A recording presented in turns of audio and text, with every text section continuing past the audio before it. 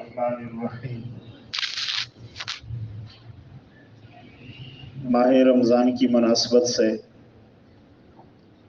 ہمیں اس بات کی فکر اور کوشش رہنی چاہیے کہ ہم اس پورے مہینے کے اندر بھرپور طریقے سے پابندی سے عبادت کر سکیں۔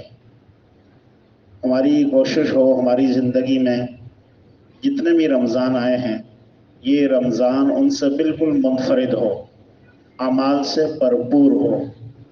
اس کے لیے دو کام ہم اگر کریں گے تو انشاءاللہ امید ہے کہ ماہ رمضان صحیح معنوں میں وصول ہو پائے گا۔ پہلی بات تو یہ ہے کہ ہم ابھی سے ارادہ بنا لیں، پکا ارادہ۔ جب تک انسان کسی کام کے کرنے کا ارادہ نہیں رکھتا تب تک وہ چھوٹے سے چھوٹا کام کیوں نہ ہو وہ ہو نہیں پاتا۔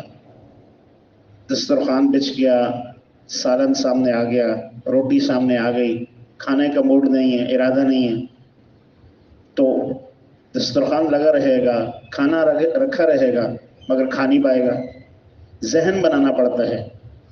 جب تک ہم پورا ارادہ نہیں کریں گے اور اس کے لیے کوشش نہیں کریں گے تب تک ماہ رمضان وصول نہیں ہو سکتا۔ پورا ارادہ کریں اور ارادہ اللہ کو دکھائیں کہ یا اللہ ہم نے اس ماہ رمضان کو وصول کرنا ہے۔ ایک کام پورا ارادہ، پکا ارادہ، اور دوسرا کام اللہ سے توفیق کہ اللہ میں نے ارادہ کر لیا اور میں اتنا ہی کر سکتا ہوں۔ شیطان بھی ہے، نفس بھی ہے، ماحول بھی ہے، دیگر اور سارے گناہوں کے راستے اسباب ہیں۔ اللہ میں آپ سے توفیق مانگتا ہوں کہ کم از کم میرا رمضان گناہوں سے پاک صاف ہو۔ تو توفیق اللہ سے مانگیں گے، ارادہ ہمارا ہوگا، انشاءاللہ نیکی کرنا آسان ہو جائے گا۔ اللہ رب العالمین عمل کرنے کی توفیق نصیب فرمائے۔ اللہم